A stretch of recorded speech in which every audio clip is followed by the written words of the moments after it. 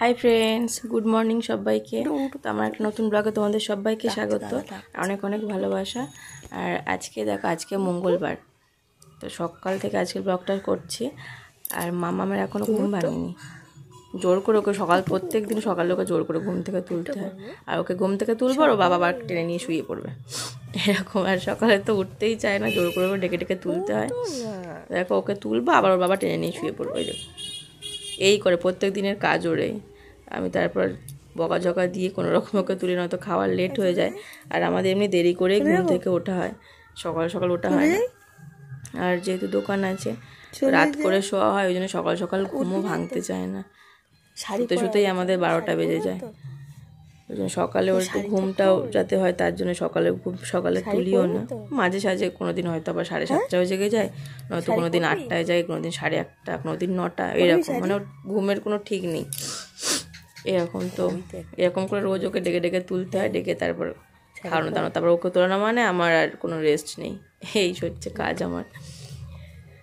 তো ওকে এবার তুলবো, তুলে খাওয়াবো।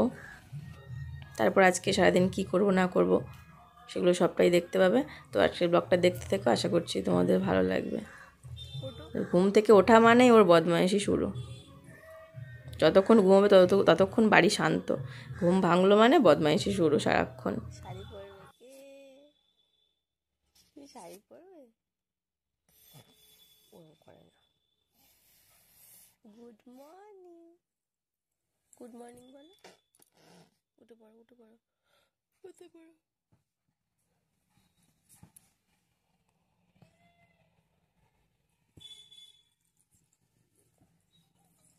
এই উঠছি, এখনো উঠিনি।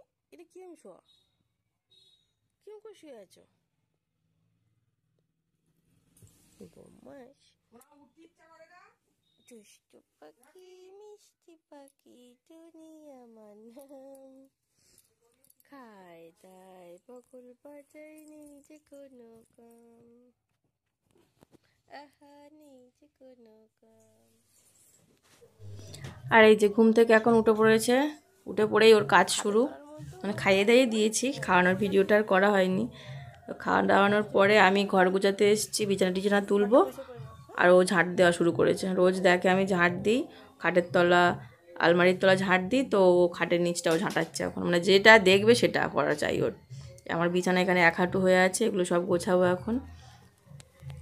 কত বড় হয়ে গেছে আমার মাম্মাম।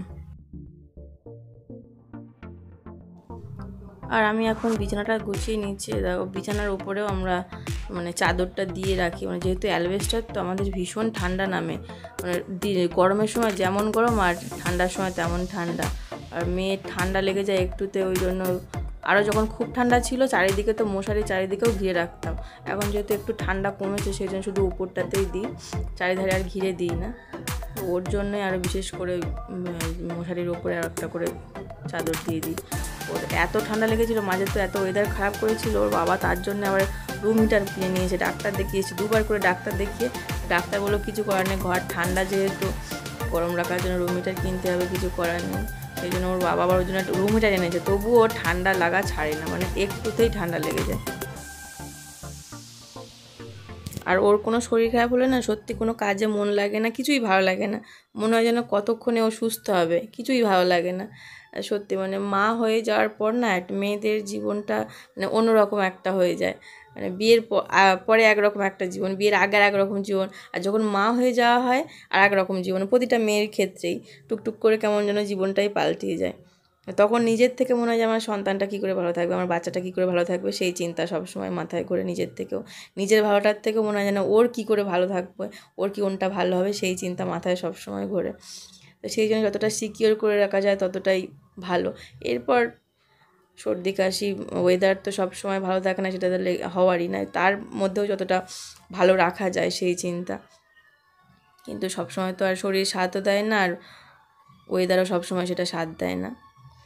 তো কথা বলতে বলতে আমার এদিকে বিছানা গোছানো কমপ্লিটও হয়ে গেল। এবার আমি যাব স্নান করতে। আর এদিকে এর কাজ এখনও শেষ হয়নি, এর কাজ শেষ নেই, যতক্ষণ না ঘুমাচ্ছে ততক্ষণ এর কোনো কাজের শেষ নেই, সারাক্ষণ এর কাজ। না আমাদের কাজের শেষে একটু কষ্ট হয়, যে না কষ্ট হয়েছে একটু রেস্ট নিই, ওর কোনো কষ্ট নেই। সারাদিন কাজ করতে দাও, সারাদিন খুব ভালো থাকবে। কাজ ছাড়া ও আর কি খারাপ থাকে, কাজ দিলে তো ও ভালো থাকে, এটাই ওর কাজ। সবসময় অ্যাক্টিভ। পটি তো করলি না, কি করবি? থাক থাক থাক থাক থাক থাক থাক, নোন না। Hi friends, welcome back to my channel. আশা করি আপনারা সবাই খুব ভালো আছেন, আর আমি খুবই ভালো আছি। তো আমার একটা নতুন ব্লগে তোমাদের সবাইকে স্বাগত। আপনারা যেখান থেকে দেখছেন, আশা করি সবাই খুব ভালো আছেন, আর আমিও খুবই ভালো আছি। তো আজকে আমার বিছানা গুছানো সব কমপ্লিট হয়ে গেছে। সকালবেলা এবার ঘরটা ঝাড় দেবো, দিয়ে তারপর আমি যাবো স্নান করতে। তো আমার ভিডিওটা দেখতে থাকো, আশা করছি তোমাদের ভালো লাগবে। আর এখন আমরা দেখো রেডি হয়ে গেছি, একটু বেরোবো, আমরা যাবো ওই বাড়ি, মানে আমার বাপের বাড়িতে। তো স্নানের পরে এসে আর ভিডিও করার টাইম পাইনি। স্নান করে এসে একটু এডিট করছিলাম, করে তারপর স্টুডেন্ট পড়ালাম, খেলাম, আর ভিডিও করার একটু টাইম পাইনি। তো এখন যাব আমার বাপের বাড়িতে, কালকে সরস্বতী পূজা, সেই জন্যই আমাদের ওখানে যাওয়া। তো বেরিয়ে পড়েছি আর চলেও এসেছি, যেহেতু আমাদের বাপের বাড়ি থেকে শ্বশুর বাড়ি বেশি দূরত্ব নয়, 10-15 মিনিট লাগে। চলেও এসেছি, বাগানে ঢুকছি এখন। আর অনেক রাত হয়ে গেছে, কুণালের ওই দোকানের কিছু মাল আনার ছিল, সেই জন্যে পড়িয়ে উঠলাম তখন 6টা। তারপর ও মাল আনতে গেল, দোকানের মালটাল নিয়ে এসে এইসব করতে করতে 10টা বেজে গেছিলো। আমরা এখানে এসে পৌঁছেছি পুরো 10টাতে, মাদের খাওয়াও হয়ে গেছিলো। তারপর আমরা এসে খেলাম, আর বোনদেরও খেতে বাকি ছিল, যেহেতু সরস্বতী পূজার ডেকোরেশন করছিল ওরা, দেখাচ্ছি আপনাদের। সেই জন্য ওদের খাওয়া হয়নি, আর আমরাও এসে খাওয়া দাওয়া করলাম। আর বাবা জেঠু ওরা খেয়ে শুয়ে পড়েছিল।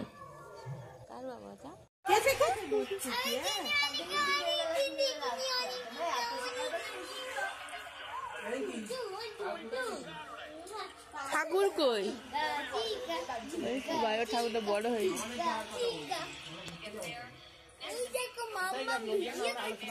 অন্ধকার।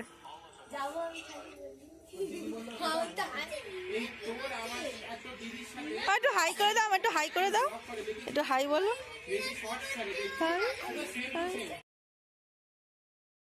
তারপর ওদিকে বোনেদের ডেকোরেশন করতে করতে আমি এদিকে মেয়ের খাবারটা রেডি করে নিয়েছিলাম, দুধ গরম করে রুটিটা ভিজিয়ে দিয়েছিলাম। তারপর রুটিটা ভিজে হয়ে গেছে, তারপর মেয়েকে খাইয়ে দিচ্ছে, আর এদিকে কুণাল, বোন, দাদা ওরা সবাই খাচ্ছিল, আর বৌদি খেতে দিচ্ছিল ওদেরকে। আর বড় বৌদি গেছে ওদিকে বড় মেয়েটাকে, ছোটো মেয়েটাকে খাওয়াতে নিয়ে গেছে ও বাড়িতে।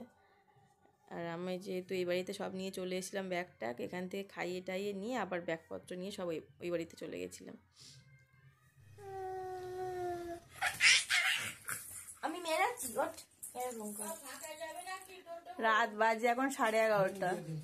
মামা বাড়ি আসলে মানে মাসির সঙ্গে ওর এই সব কাজ, ঘুম উড়ে গেছে। বাড়ি থাকলে তখন ঘুমিয়ে পড়ে, এখানে ঘুম নেই। দেখো